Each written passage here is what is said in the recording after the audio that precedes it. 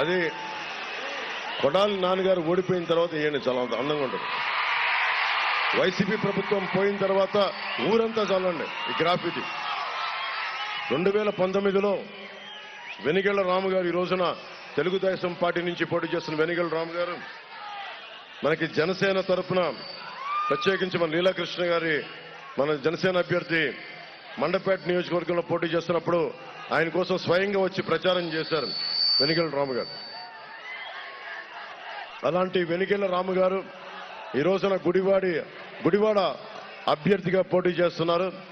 నేను ఒకటే వచ్చాను, ఆయన తరఫున గుడివాడ ప్రజల కష్టాల కోసం ఇక్కడ ఉన్న నోరు పారేసుకునే ఎమ్మెల్యేకి నోరు కట్టడి చెయ్యాలి అంటే మనకి వెనిగళ్ల రాము గారు ఎమ్మెల్యే అభ్యర్థిగా ఉండాలి.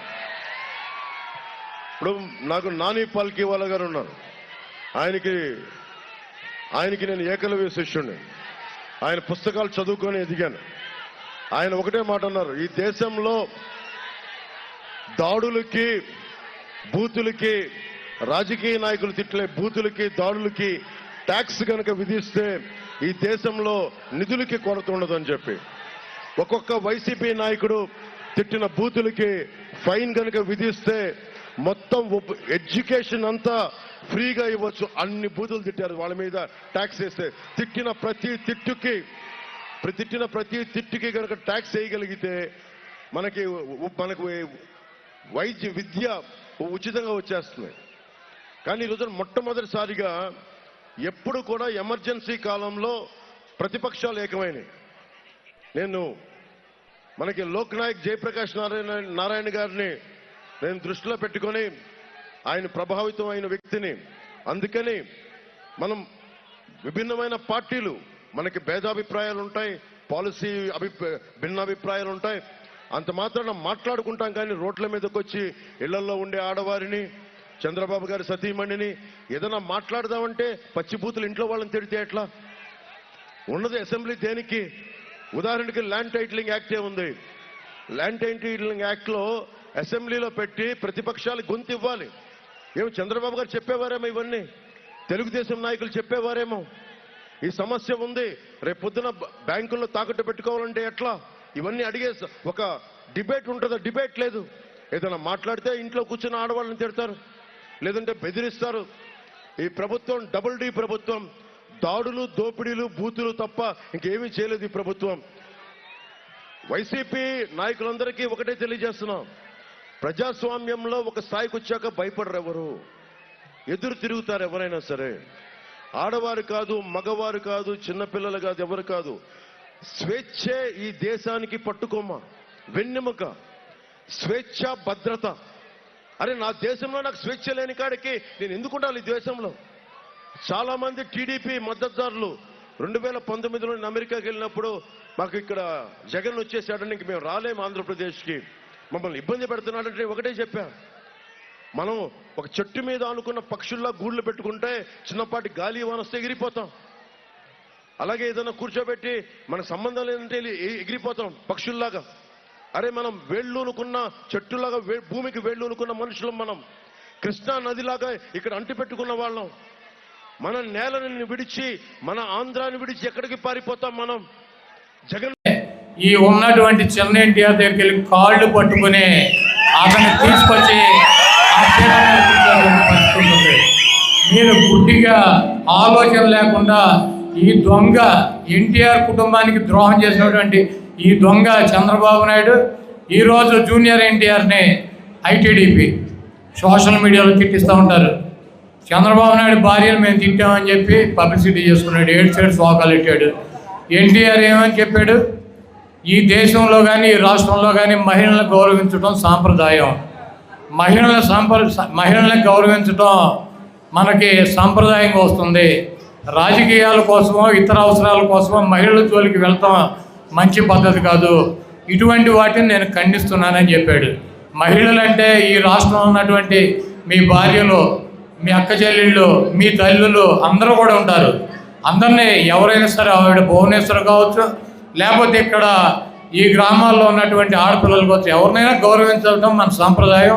అటువంటి జరగకుండా ఉండాల్సినటువంటి అవసరం ఉందని చెప్పి ఎన్టీఆర్ చెప్పాడు. దానికి ఏముంటారు? భువనేశ్వర్ గారి పేరు చెప్పి ఖండించలేదని చెబుతారు. ఎన్టీఆర్ని బండబూతులు తిడతాం. ఎన్టీఆర్ పేరు మీద ఉన్నటువంటి ఎన్టీఆర్ హెల్త్ యూనివర్సిటీ పేరు మారుస్తే ఎన్టీఆర్ చెప్పింది ఏముంది? ఎన్టీ రామారావు రాజశేఖర రెడ్డి గారు స్వయంగా ప్రజల్లో పేరు ప్రఖ్యాతులు తెచ్చుకున్నటువంటి గొప్ప నాయకులు. రాజశేఖర రెడ్డి గారి పేరు పెట్టినందువలన, ఎన్టీఆర్ పేరు తొలగించినందువలన రాజశేఖర రెడ్డి గారికి వచ్చేటువంటి లాభమో గౌరవం లేదు. ఎన్టీ రామారావు పేరు ఒక యూనివర్సిటీ తీసేసినందువలన ఆయనకి పోయేటువంటి పేరు లేదు, ప్రఖ్యాత లేదు. ఇది మంచి సాంప్రదాయం కాదని చెప్పాడు. దీంట్లో తప్పేంటి? రాజశేఖర రెడ్డి గారిని ఎన్టీఆర్ని పోలుస్తాం. మీకు ఇష్టం లేకపోతే పోల్చకూడదా?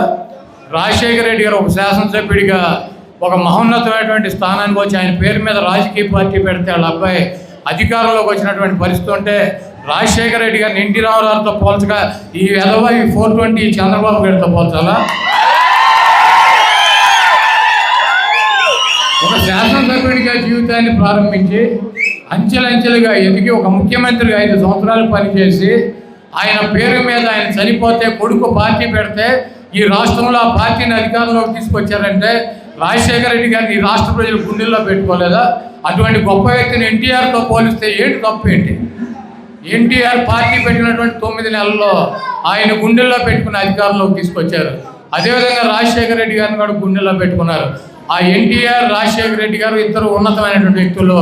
ఒకళ్ళ పేరు తీసి ఇంకొకళ్ళ పేరు పెడతాం వలన ఆ పేరు తీసినటువంటి వ్యక్తికి పోయేది ఏమీ లేదు, పెట్టినటువంటి వ్యక్తికి వచ్చేది లేదని చెప్పి ఇది మంచి సాంప్రదాయం కాదని చెప్పి ఎన్టీఆర్ చెప్పాడు.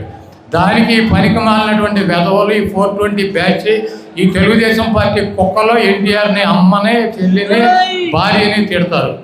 ఈరోజు సిగ్గు లేకుండా ఇదే వెధవలో ఎన్టీఆర్ అభిమానుల ఓట్ల కోసం ఎన్టీఆర్ జెండా పట్టుకొని తెలుగుదేశం పార్టీ మీటింగులకు వెళ్తే తరిమి కొట్టినటువంటి ఈ వెధవలు ఈ 420 నా కొడుకులు ఈరోజు ఎన్టీఆర్ జపం చేస్తారంటే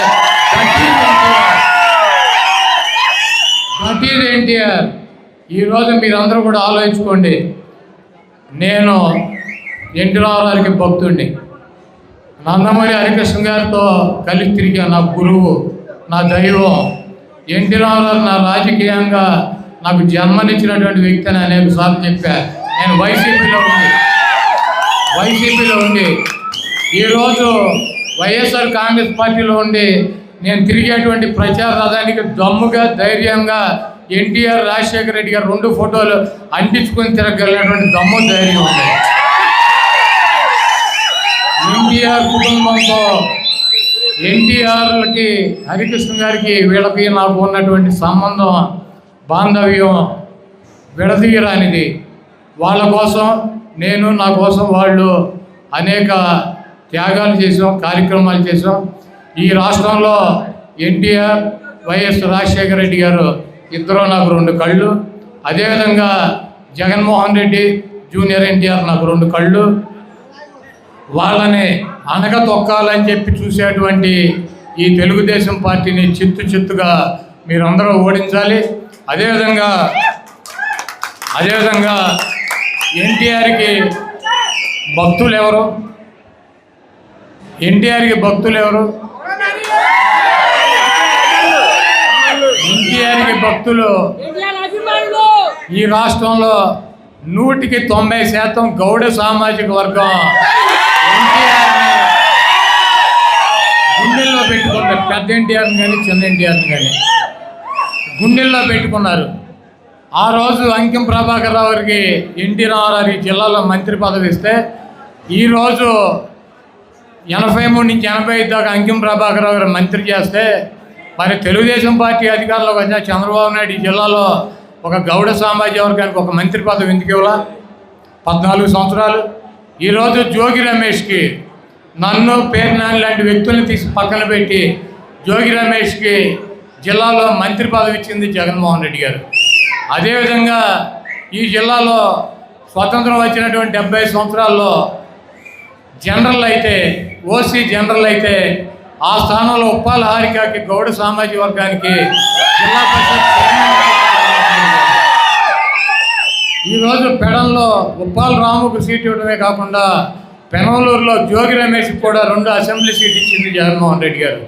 ఈ గౌడ సామాజిక వర్గాన్ని జగన్మోహన్ రెడ్డి గారి గుండెల్లో పెట్టుకున్నాడు. ఇక్కడ ఉన్నటువంటి జనాభా ప్రాతిపదికన బీసీల్లో అత్యంత పెద్ద ఓట్ బ్యాంక్ ఉన్నటువంటి సామాజిక వర్గంగా జిల్లా పరిషత్ చైర్మన్ 2 ఎమ్మెల్యే సీట్లు జగన్మోహన్ రెడ్డి గారు ఇస్తే ఈ గుంటనక్క చంద్రబాబు ఏం చేశాడు?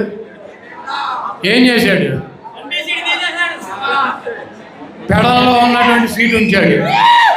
ఎంపీ కొనగల నారాయణ గారిని తీసేశాడు. దేనికి తీసాడు? అవినీతి పరుడా? కులబలం లేనటువంటి వ్యక్తి.